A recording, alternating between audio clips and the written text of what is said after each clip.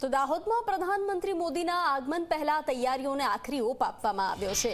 9 ACP કક્ષાના અધિકારીઓ સુરક્ષામાં તૈનાત રહેશે। 3000 પોલીસ કર્મીઓ સુરક્ષામાં ખડે પગે રહેશે। તો પીએમ 24,000 કરોડના વિકાસ કાર્યોનું લોકાર્પણ અને ખાતમુહૂર્ત કરશે। કાર્યક્રમ સ્થળ પર 1 લાખ લોકો માટેની વ્યવસ્થા કરાઈ છે।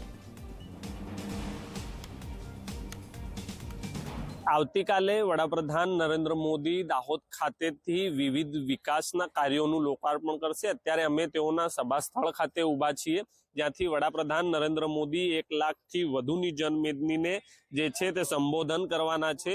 આવતીકાલે વડાપ્રધાન નરેન્દ્ર મોદી દાહોદ જિલ્લામાં 24,865 કરોડથી વધુના કામોનું ખાતમુહૂર્ત અને લોકાર્પણ કરવાના છે। ત્યારે તેઓની તૈયારીઓને લઈને અત્યારે જે છે તે આખરી ઓપ અપાઈ રહ્યો છે।